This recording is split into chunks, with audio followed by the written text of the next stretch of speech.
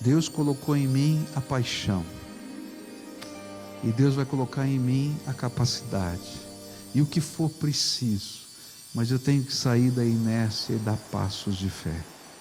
Se eu não aprender a fazer isso, eu estou em pecado. Filipenses 2, a partir do verso 12 até o verso 18, onde a palavra do Senhor nos diz assim: assim, meus amados, como sempre vocês obedeceram, não apenas na minha presença, porém muito mais agora na minha ausência, ponham em ação a salvação de vocês, com temor e tremor, pois é Deus quem efetua em vocês tanto o querer quanto o realizar, de acordo com a boa vontade dEle. Façam tudo sem queixas nem discussões, para que venham a tornar-se puros e irrepreensíveis, filhos de Deus inculpáveis, no meio de uma geração corrompida e depravada, na qual vocês brilham como estrelas no universo, retendo firmemente a palavra da vida. Assim, no dia de Cristo, eu me orgulharei de não ter corrido, nem me esforçado inutilmente. Contudo, mesmo que eu esteja sendo derramado como oferta de bebida sobre o serviço que provém da fé que vocês têm, o sacrifício que oferecem a Deus, estou alegre e me regozijo com todos vocês. Estejam vocês também alegres e regozijem-se comigo. Nesse novo parágrafo, o apóstolo Paulo desafia os crentes da igreja de Filipos a colocarem em ação a sua salvação. Ele diz: ponham em ação a sua salvação. Agora, o que significa isso? Quer ver como é difícil às vezes? Você tem ideia do que significa pôr em ação a sua salvação? Tem uma ideia? Então, agora que você pensou um pouquinho, fala o que você acha que é pôr em ação a salvação para quem está perto de você. Estou vendo um silêncio aqui. Fala aí o que você acha, o que é pôr em ação a salvação? É interessante como às vezes a gente lê a Bíblia, tem algumas frases, né? E a gente fica meio perdido com elas, né? Outro dia eu estava pensando, né? A gente fala glória a Deus, né? Já falou glória a Deus? O que quer dizer glória a Deus? O que significa? O que significa a palavra glória? Tem algumas expressões na Bíblia, né? E a gente até repete, e às vezes a gente não tem a amplitude do conhecimento. Então eu queria hoje falar para você o que significa pôr em ação a salvação. Nesse texto nós vamos perceber que a intenção do apóstolo Paulo era desafiar-nos a colocar em prática a fé no serviço cristão. A gente coloca em ação a nossa salvação quando a gente serve a Deus de modo prático, abençoando pessoas. Não são as obras que nos salvam, mas a Bíblia diz que a fé em nós produz obras. E o apóstolo Tiago vai dizer para a gente, não é?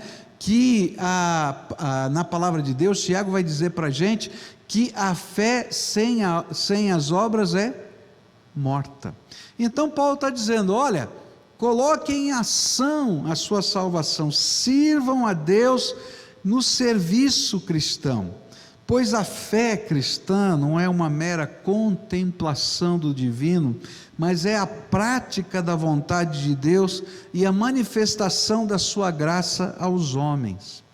E a fé viva se manifesta em ações, que vão primeiro denotar a mudança dos nossos valores, mas também vão ser ações que vão manifestar o serviço a favor da construção da fé na vida de outras pessoas, que vão manifestar a graça de Deus na vida de outras pessoas. E aí então Paulo vai começar nesse texto a dizer quais são as qualidades que devem permear o nosso serviço cristão. Olha, se você vai pôr em ação a sua fé, se você vai servir a Deus, se você vai executar a vontade prática de Deus naquilo que é abençoar outras vidas, qual deve ser a qualidade do seu serviço? E aí a gente vai aprender aqui com uma série de expressões do apóstolo Paulo estas qualidades. A primeira delas, a gente vai aprender que o serviço cristão é andar em terra santa. Fala assim para quem está perto de você: você está andando em terra santa. É sério o negócio, você está andando em terra santa, tá? Então, o serviço cristão, essa é a primeira coisa que Paulo vai trabalhar conosco.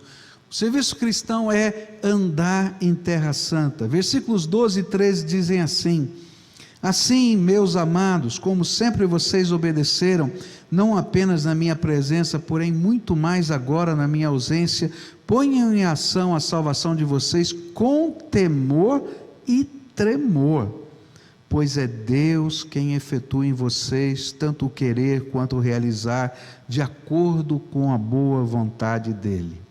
A primeira qualidade que Paulo enfatiza é a atitude de devoção que deve ser manifesta no serviço cristão. E ele usa duas palavras-chave para entendermos isso. Ele diz que a gente serve a Deus, a gente executa o ministério que Deus nos deu, a gente usa o dom que Deus nos deu com temor e com tremor. E estas palavras, elas eram usadas no Antigo Testamento para denotar aquela atitude de quem se encontra com Deus, quem pode perceber a glória, o brilho, o resplendor de Deus, a majestade do Senhor.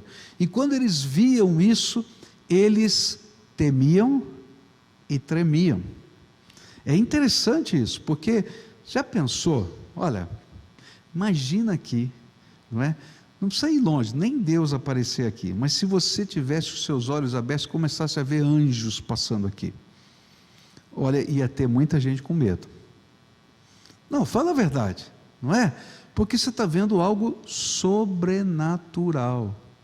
A palavra de Deus diz que alguns profetas temeram, tremeram e caíram de quatro. A gente vai ver, por exemplo, Daniel, que não consegue se levantar, e o anjo do Senhor vai dizer assim: Daniel, você é muito amado, não precisa ficar com medo. A gente vai ver o apóstolo João, vendo Jesus ressuscitado, e ele cai de quatro também, e ele tem que ser erguido pelo Todo-Poderoso.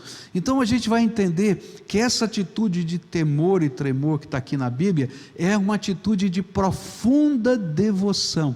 O serviço cristão é feito em temor e tremor, em reconhecimento de que a gente não está fazendo algo para a gente, que a gente não está fazendo algo para uma instituição, mas que a gente está fazendo algo em nome do Senhor e para a glória do Senhor. E uma das coisas mais importantes de entender é que o serviço cristão não é obra minha, serviço meu, é obra de Deus. É obra de Deus. Nós agimos no nome do Senhor, a favor de pessoas que Deus ama, e para cumprir não a nossa vontade, mas o propósito de Deus. E quando servimos, nos tornamos pessoas cooperadoras de Deus na terra. Isso que o apóstolo Paulo vai falar em 1 Coríntios, ele vai dizer que nós somos cooperadores de Deus. E eu acho que quando a gente lê esse texto, fica muito forte uma imagem. Eu não sei se Paulo estava pensando nisso, mas há uma imagem que me vem à mente quando eu leio esse texto. É que quando Deus chamou Moisés para exercer o seu ministério, você lembra da história? Ele estava pastoreando ovelhas no deserto, não é? E ele viu uma sarça ardente. Ele viu aquela sarça ardente, ele viu lá um arbusto que pegava fogo e não se consumia. Eu imagino que ele ficou algumas horas vendo aquilo, e dizia, mas não vai acabar esse fogo? O arbusto é pequenininho, como é que pode? Ele diz assim, eu vou subir a montanha para ver essa maravilha. E ele chega, sobe a montanha. Quando ele está perto daquele arbusto que está pegando fogo e não se consome, ele escuta uma voz: tira as tuas sandálias, porque isso aqui é terra santa. E aí ele tem aquele impacto da terra santa, da presença de Deus, da terra santa que era o arbusto. Mas eu creio que Deus queria mostrar para Moisés que aquilo que ia acontecer na vida dele, quando Deus estava chamando para ser aquele homem que ia tirar os hebreus da terra do Egito, que ia conduzi-los pelo deserto, que todo aquele trabalho era terra santa, porque ali Deus chama Moisés para servir. E eu quero dizer para você que é exatamente isso que a Bíblia está dizendo. Olha, o nosso serviço cristão, a obra que Deus quer que a gente faça, aquilo que você vai fazer servindo sopa para os pobres, aquilo que você vai fazer doando lá a carne que a gente está precisando, aquilo que você vai fazer, seja na obra que for, trabalhando com surdos, trabalhando com cegos, como a gente viu aqui nessa manhã, ou outra qualquer coisa, é andar em terra santa, porque não é teu trabalho, é obra de Deus, e a gente se torna cooperador com Deus, e a gente faz essas coisas em nome do Senhor, para a glória do Senhor, do jeito que Deus quer, não é nem do meu jeito, porque Deus vai revelar a sua glória na vida dessas pessoas. E aí Paulo vai dizer assim, olha, isso aqui é terra santa, porque Deus dá para a gente, tanto o desejo de servir, quanto o poder de fazer.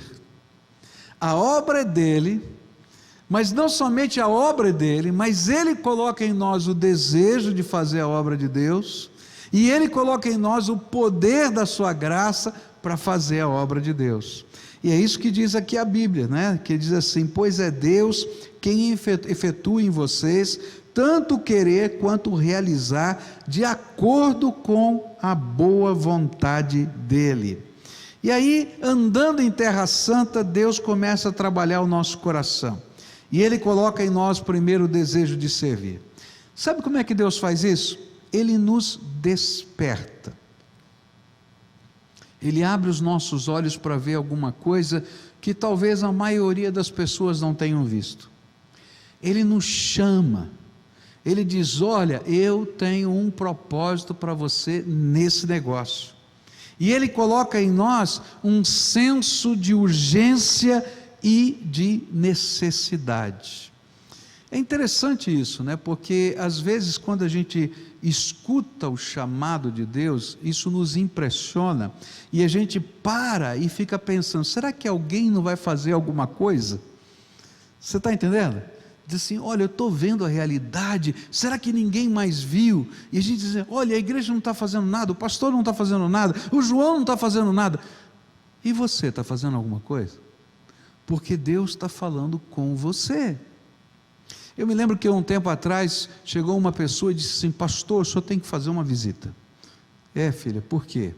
Falei assim, olha, eu estava no meu prédio, e eu vi no prédio da frente, uma senhora, que estava querendo pular da janela, pular da sacada do prédio. Ela colocou a perna para o lado de fora, eu comecei a olhar aquilo me deu uma angústia muito grande, eu comecei a gritar para a mulher não fazer isso, ela não atendia, eu corri para saber como eu podia fazer, fui bater lá na porta do porteiro, para ele interfonar, para alguém fazer alguma coisa, e então, conseguiram tirar ela de lá, graças a Deus, mas alguém tem que ir lá.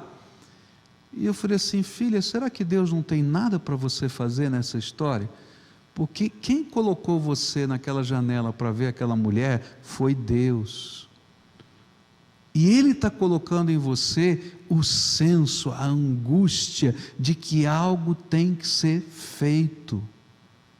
Sabe, toda vez que você for impactado por uma necessidade, pode ter certeza, Deus está falando com você.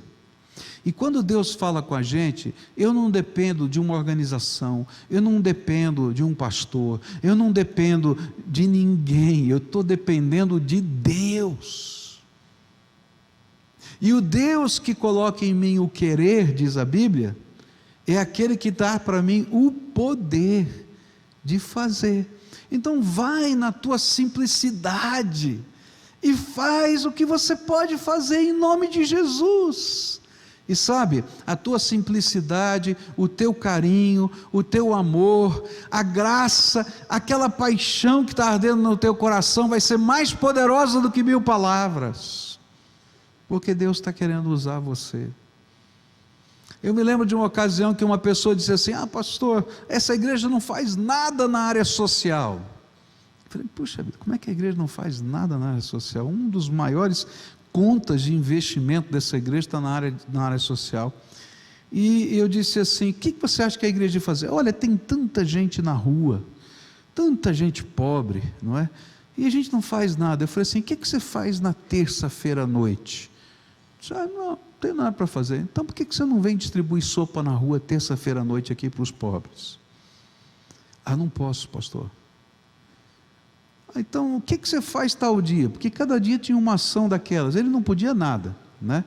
Não tinha condição de fazer nada, não tinha jeito de ajudar ninguém. Eu falei: filho, então se Deus está falando no teu coração que você tem que fazer alguma coisa e você não quer, o problema não é da igreja, o problema é teu, porque Deus coloca em nós o querer e o efetuar, e é Deus que está dizendo: filho, estou te chamando para andar em terra santa, bota o teu pé aí para andar comigo, para ser uma bênção, para fazer diferença na vida das pessoas. E quando a gente começa a fazer, a gente vai descobrindo que Deus que nos chamou vai abrindo portas, vai fazendo coisas tão tremendas, tão grandiosas, tão especiais, não é? Porque o Senhor é que nos unge, o Senhor é que abre as portas, o Senhor é que faz diferença. E se a gente não aprender essa realidade, a gente está perdido nesse processo. Quando eu comecei o meu ministério, eu estava lá morando em São Paulo, e é bem isso mesmo, Deus que trabalha no nosso coração. E eu estava num farol próximo, mais ou menos umas 4 quadras da igreja onde eu pastoreava, e tinha uns garotos que estavam pedindo esmola ali no cruzamento onde tem aquele sinaleiro, aquele farol. E eu batia papo com eles, que era o meu caminho, né? Todo dia eles estavam lá, e a gente todo dia já se conhecia, né? E um dia eu perguntei para eles: escuta, onde é que você mora? E ele mostrou assim um viaduto, disse assim: eu moro embaixo daquele viaduto. Você estuda? Não, não estudo. Tem mais crianças lá? E eles disseram para mim: tem umas 40. E elas estudam? Não, não estudam. E aquilo começou a apertar o meu coração, eu fui para a igreja, comecei a conversar com pessoas, a orar. Deus colocou uma assistente social e disse: pastor, por que a gente não pega essas crianças? A gente não tem condição de fazer um abrigo, mas a gente não pega essas crianças, coloca numa escola, que era no fundo da igreja, e aqui nós fazemos com eles o contraturno, damos o almoço, damos o jantar, e depois eles vão ter que voltar para lá, até que a gente consiga alguma coisa, mas pelo menos a gente começa a mudar essa realidade. E aí a gente foi lá, então cadastrou 41 crianças, e foi uma briga tão grande, porque primeiro a escola não queria receber as 41 crianças, porque era uma diferença muito grande de classe, uma diferença tão grande de tal coisa. Foi uma briga que naquele tempo não existia núcleo de ensino, existia delegacia de ensino. A gente foi lá na delegacia de ensino, deu parte da diretora, que ela não queria receber as crianças, deu uma confusão, as 41 entraram naquela escola. Depois aquela diretora virou uma amiga tão grande que ela jogava a merenda escolar pelo muro, não é? Aquelas que estavam perto do vencimento, para ajudar a gente a fazer os alimentos daquelas crianças. Mas foi uma coisa tão grande. de graça de Deus. E eu não tinha estrutura, não tinha funcionário, não tinha nada. E aí então começou um movimento tão bonito, porque Deus foi espalhando no coração. As senhoras cozinhavam em casa, congelavam, deram de presente um freezer. A senhora que trabalhava na igreja, que era zeladora, colocava no banho-maria cedinho para descongelar, a comida ficava cheirosa, gostosa naquele banho-maria, desde manhãzinha cedo. As crianças comiam, os voluntários vinham, e as coisas aconteciam de uma maneira extraordinária. Quando eu penso nisso, eu digo assim, só maluco para fazer isso. Você não tem estrutura, você não tem dinheiro, você não tem funcionário, você não tem nada, mas você tem o Deus Todo-Poderoso que faz coisas tremendas. Eu me lembro de um senhor que ficou sabendo daquele trabalho, doou 300 pares de sapato. Eu só tinha 41 crianças, tinha sapato até no teto. Tinha um outro lá que era o padeiro da esquina, ele disse assim, você está trabalhando com essas crianças? Estou. Sabia que eles vinham me roubar todo dia aqui? Mas eles estão lá comigo agora, então pode deixar que todo o pão e todo o leite deles eu dou todo dia para você, porque o Deus que coloca o querer, Ele dá o poder para efetuar. E sabe, é tão tremendo, porque o poder não está na tua mão. Às vezes a gente, quando fala do poder de Deus, a gente está achando que está saindo um monte de raiozinhos assim. Não tem raio nenhum, filho, não tem não. O que tem é o mover do Espírito, é o agir da graça, que vai tocando o coração, mexendo com pessoas. Então, quando você entende que você está caminhando em terra santa, e que você está fazendo uma obra que não é tua, é obra de Deus, que Deus colocou no teu coração a paixão, e que Deus te deu os dons que você precisa. Então, querido, se você não fizer, você está em pecado.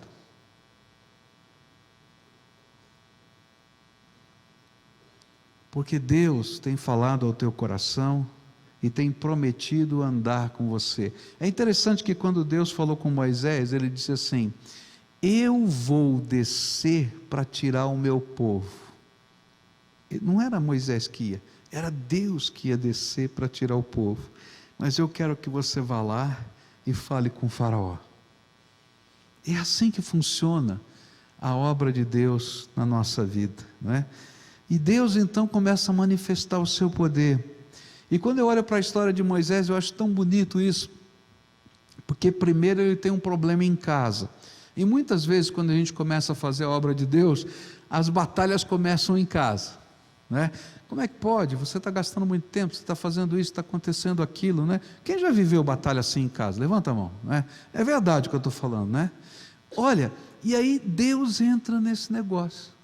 Moisés começou a ter problema com a mulher dele, e a mulher dele não entendia esse negócio, que ele está deixando esse lugar, vai lá para o Egito, vai enfrentar Faraó, está correndo o risco de ser preso, está correndo o risco de tanta coisa, tem o nosso filho aqui que ele quer circuncidar, mas no meio da jornada, a mulher dele tem uma experiência com Deus, e ela é a primeira a ser tocada pela graça. Sabe o que é isso? Deus que dá o querer, Ele dá o poder para efetuar. Aí a Bíblia vai dizer que ele chega lá com aquele medo, em nome de quem eu vou? Você vai dizer em nome do eu sou, do Deus que existe, do único, tá? E aí ele chega lá para falar, e Deus começa a fazer sinais, para dizer, sou eu mesmo. Quando ele se encontra com o faraó, vem as pragas. O que a Bíblia está tentando dizer para a gente é, a obra não é minha, a obra é de Deus. Deus colocou em mim a paixão, e Deus vai colocar em mim a capacidade, e o que for preciso, mas eu tenho que sair da inércia e dar passos de fé. Se eu não aprender a fazer isso, eu estou em pecado. Por isso que a Bíblia diz assim, se você sabe fazer o bem e não o faz, você peca. Por quê? Porque Deus está te chamando para ser parceiro da sua obra. Então a primeira lição que esse texto me traz é justamente esse: você está em terra santa, porque Deus está te chamando para andar com Ele. A segunda coisa que a gente vai aprender, e eu vou concluir com ela, é que o serviço cristão é um alegre serviço de louvor a Deus. A Bíblia diz assim: contudo, mesmo que eu esteja sendo derramado como oferta de bebida sobre o serviço que provém da fé que vocês têm, o sacrifício que oferecem a Deus, estou alegre e me regozijo com todos vocês. Estejam vocês também alegres e regozijem-se comigo. Uma segunda qualidade que Paulo destaca para o serviço cristão é que o serviço cristão é a expressão de um louvor alegre, a expressão da alegria de quem conhece a misericórdia, o poder do Salvador e que deseja de toda a alma derramar-se em oferta sacrificial de louvor. Há alguns princípios que a gente tem que conhecer. O primeiro deles tem a ver com Hebreus 13, versículos 15 e 16, onde o autor de Hebreus nos ensina que no Velho Testamento a maneira de cultuar a Deus era através de sacrifícios, tá? De ofertas. Podia ser oferta de um animalzinho. O que era isso? Você degolava o bichinho, tá? Na frente do altar, e aí aquele bichinho era queimado ali no altar. Esse era um tipo de oferta. Outra oferta de louvor e adoração era pegar o bichinho, não é? Degolar o bichinho, tirar a pele dele, não é? E você assar, fazer um churrasquinho do bichinho. Uma parte ficava para os sacerdotes, a outra parte você comia com a sua família em louvor a Deus. Havia algumas ofertas que eram feitas com azeite misturado com alguns grãos e eram queimados no altar. Outras eram feitas com vinho que era derramado no altar. Mas sempre você levava uma oferta, um sacrifício que era colocado no altar. E lá no livro de Hebreus a gente vai aprender que no Novo Testamento já não tem mais isso, porque Jesus já pagou todo o preço para nós. Mas existem ainda sacrifícios que a gente presta a Deus, e um dos sacrifícios que a gente presta a Deus, agora no Novo Testamento, a Bíblia chama de sacrifício de louvor. Olha só, Hebreus 13, 15 e 16, a Bíblia diz assim: por meio de Jesus, portanto, ofereçamos continuamente a Deus um sacrifício de louvor, que é fruto de lábios que confessam o seu nome. Não se esqueçam de fazer o bem e de repartir com os outros o que vocês têm, pois de tais sacrifícios Deus se alegra. No passado, o culto era prestado com sacrifícios. No presente, o culto é prestado com louvor, que é o fruto dos nossos lábios que proclamam a fé, e as ações das nossas mãos que manifestam a graça. E aí a Bíblia está dizendo: ofereçam continuamente sacrifícios alegres de louvor a Deus. Quando eu falo do dízimo aqui, você sempre escuta isso, fala assim: olha, tem que ser feito com alegria, você não pode fazer com peso no coração, com angústia na alma, porque não vale.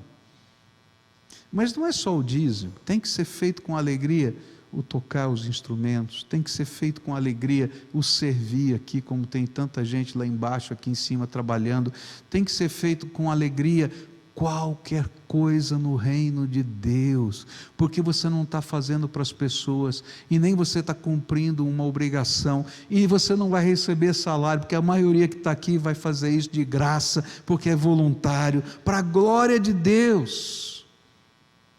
E o nosso prazer, a nossa alegria é que nós estamos louvando a Deus com estas coisas. Agora, há um princípio muito interessante no Velho Testamento que perdura até hoje, e esse princípio é que ninguém se apresentava para Deus no Velho Testamento sem levar uma oferenda.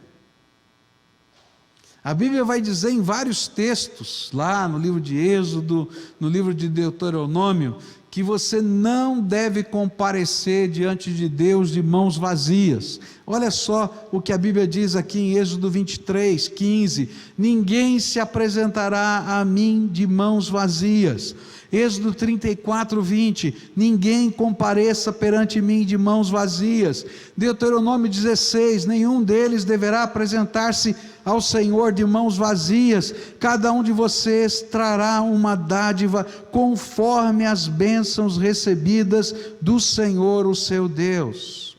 Mas hoje, o que Deus quer não é que você traga coisas, não, ainda que você possa transformar também essas coisas que você tem em oferenda de louvor a Deus, mas o que Ele quer é que o sacrifício de louvor, tá? Que é aquela coisa da alma, de servir a Deus, de adorar a Deus, de abençoar pessoas, faça parte da sua vida. E quando você se apresentar a Deus, lembra de levar o sacrifício de louvor, fruto dos lábios e fruto das mãos que servem, dos lábios que confessam a glória de Deus, que confessam Jesus, e das mãos que abençoam em nome do Todo-Poderoso. E na medida que a gente está fazendo isso, a gente glorifica a Deus, porque a obra de Deus é andar em terra santa, e a obra de Deus é tremendamente prazerosa. E eu queria terminar essa meditação lembrando de algumas coisas tão tremendas que Deus faz, que a gente não consegue conceber em termos de alegria. O que é obra de Deus? Anos atrás eu encontrei uma família, na verdade duas mulheres,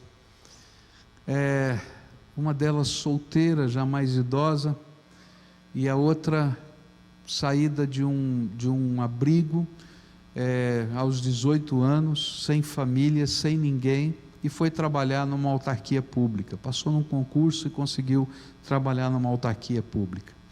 E aí houve uma afinidade muito grande entre aquela senhora mais velha e aquela moça que estava chegando ali sem pai, sem mãe, sem ninguém. E aí aquela senhora convidou essa moça para morar na sua casa e praticamente a adotou como filha. E aí começou a ter um relacionamento quase de mãe e filha. Mas passado algum tempo, aquela menina engravidou fora do casamento. E aí houve uma revolução naquela casa, uma confusão muito grande. E daquela confusão surgiu o desejo naquela moça de interromper a gravidez, de fazer um aborto. E ela estava decidida a fazer o aborto. E de outro lado, a senhora que estava com ela estava decidida a mandá-la embora de casa. E estava aquela confusão tão grande. E aí eu entrei. E entrei para fazer a obra de Deus. Por quê? É Deus que coloca em nós o querer e o efetuar. Deu trabalho, porque aquelas duas brigavam que nem não sei o quê. E você tinha que ir lá apartar a briga, tinha lá que fazer, e tocava o telefone de noite e tal. Mas a gente faz a obra de Deus com alegria. Por quê? Porque tem pessoas lá que Deus ama e quer fazer uma obra. Sei que a história é bem comprida, foi uma luta muito grande, mas eles decidiram, a senhora decidiu que a moça podia ficar na casa dela, e a moça decidiu que ia ter o bebê. Nasceu a criança, eu tive o privilégio de apresentar na igreja. Logo depois eu mudei para Curitiba, e nos próximos 10 anos, todo ano, no aniversário daquela criança, eu recebia daquelas duas mulheres uma fotografia, e no verso da fotografia dizia assim: pastor, essa é a bênção que Deus nos deu, veja como está. 10 anos eu me alegrei em ver cada fotografia daquela, porque quando a gente faz a obra de Deus, queridos, talvez num primeiro momento seja batalha, mas o resultado da obra de Deus vale a pena. Por isso, pela fé, a gente já começa com alegria. Nessa manhã eu queria orar com você, como a gente sempre faz, E eu queria que você olhasse para a sua mão. Põe a mão assim na tua frente aí, tá? Essa mão não pertence a você. Ela é de Deus. Agora, eu quero dizer para você que não é só a tua mão que pertence a Deus. Você inteiro pertence a Deus. Se você já foi lavado no sangue de Jesus, o Filho do Deus vivo, você já foi comprado por um alto preço. Você era escravo do pecado, você era escravo das suas paixões, e o sangue de Jesus veio aí, libertou você, te transformou, colocou no caminho dele. E a Bíblia diz que você não se pertence, você pertence ao Senhor, mas a tua mão expressa o teu serviço, não é assim? E eu queria dizer para você que Deus quer usar a tua vida, os teus dons, os teus talentos. Teve um colega meu que fez uma coisa muito bonita, eu não fiz ainda aqui, mas eu estou com essa ideia na cabeça já há um tempo. Ele, na semana anterior, pediu que todo mundo que viesse ao culto trouxesse um símbolo da sua profissão. Se você é contador, você vai trazer um lápis ou uma calculadora. Se você é médico, vai trazer o estetoscópio. Enfim, cada um vai pegar alguma coisa que simbolize a sua profissão. E na hora de falar do serviço a Deus, ele disse assim: agora você vai consagrar o símbolo do que você faz para a glória de Deus, dizendo: eu existo para a glória do Senhor. Eu não estou fazendo isso aqui, você não trouxe símbolo nenhum, mas você tem a tua mão. Tua mão representa o teu serviço, o teu trabalho, a expressão prática do teu agir. Então, com alegria, oferta a Deus as tuas mãos, assim como um dia você ofertou a Deus o teu coração, assim como um dia você ofertou a Deus os teus lábios. E sabe, na medida em que a gente vai fazendo a obra, a gente vai ver a graça de Deus fluindo sobre a nossa vida. É no meio dessa jornada que o maná desce do céu. O maná nunca teria descido do céu se Moisés não tivesse entendido que todo lugar que ele pisava era terra santa. É no meio do maná que os mares se abrem. Ou melhor, é no meio dessa jornada que os mares se abrem. É no meio dessa jornada de fé que os milagres de Deus acontecem. A gente não consegue entender os propósitos, os caminhos, os jeitos, mas a gente sabe de uma coisa: enquanto eu estiver caminhando por terra santa, e enquanto a alegria de Deus tocar o meu coração, Deus vai manifestar os sinais dele na nossa vida. Talvez você esteja passando um tempo muito difícil, muito angustiante, que dá vontade de desistir de tudo. Quem já passou por um tempo difícil sabe que dá vontade de desistir de tudo. Não desiste não, continua marchando, pela fé, vai marchando, porque enquanto o povo de Deus marchou por um deserto que não parecia ser terra santa, mas era terra santa, a roupa não estragou, o sapato não furou, e a comida nunca faltou, porque a graça de Deus se manifesta no meio do louvor e da alegria. Então agora a gente vai orar. Eu não vou chamar ninguém aqui à frente hoje não, mas eu queria desafiar você a colocar em prática isso. Você está andando em terra santa, o Senhor está contigo. E sabe, se você não consegue identificar na palma das suas mãos nada que você está fazendo para a glória de Deus, então comece. Nem que você esteja em casa com uma senhora que recebeu uma cesta básica aqui da igreja, porque não tinha nada em casa. Ela começou a separar isso, aquilo, isso aqui vai para o meu vizinho, isso aqui vai para não sei o que, eles estão precisando mais do que eu. E tinha uma lata de pêssego. E ela contou quantas pessoas tinham na casa, inclusive os que tinham vindo trazer a cesta. abriu a lata de pêssego e cortou os pedacinhos e foi dando um pedacinho para cada um. Aquele povo ficou tão impactado que dizia assim: essa mulher não pode receber uma cesta não. Tinha 4 para eles distribuírem, eles deixaram as 4 naquela casa, porque disse assim: essa aqui sabe como usar tudo isso, as outras a gente vai levar mais, daqui a pouco, mas essas daqui eu vou deixar aqui. A gente começa a fazer a obra de Deus, para a glória de Deus, do jeito que a gente está, do jeito que a gente é, do jeito que a gente está vivendo, sentindo. A gente começa,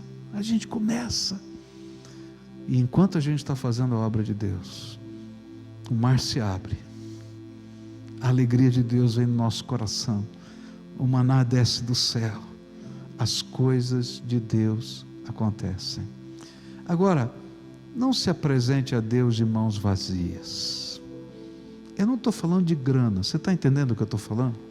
Eu estou falando de adoração, de louvor, de entrar em terra santa, de ser parceiro com Deus nas coisas que Deus tem para fazer. Então agora vamos ficar de pé, e você vai se colocar no altar.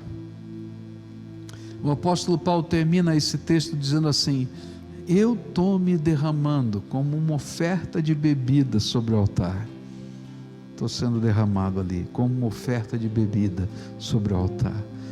Se derrama no altar de Deus, do jeitinho que você está, do jeitinho que você é, com os dons e talentos que Ele te deu, e deixa Deus fazer a obra dele na tua vida. Vamos orar juntos? Você concorda em orar assim?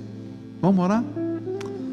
Querido Senhor, aqui está o teu povo, teus filhos amados.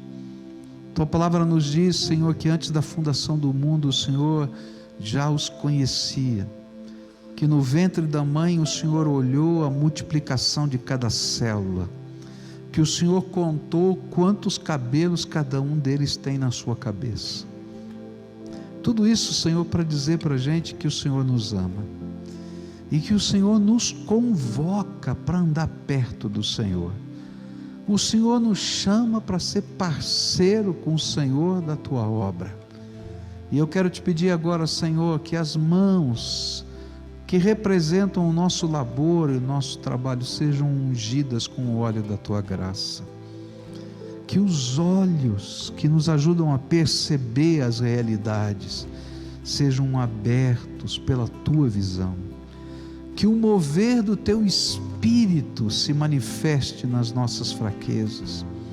E que, Senhor, enquanto estivermos marchando, e quem sabe, Senhor, marchando com dificuldades, porque a vida tem as suas lutas, o Senhor faça com que a sandália não estrague, que a roupa não fure, que o Senhor faça com que o maná caia do céu, que o Senhor faça, Senhor, com que a água brote da rocha, como o Senhor fez, que o Senhor faça, Senhor, com que os mares se abram, porque, Senhor, estamos caminhando em terra santa, em nome do Todo-Poderoso Deus. Abençoa o teu povo, Pai, abençoa o teu povo, é aquilo que eu oro em nome de Jesus.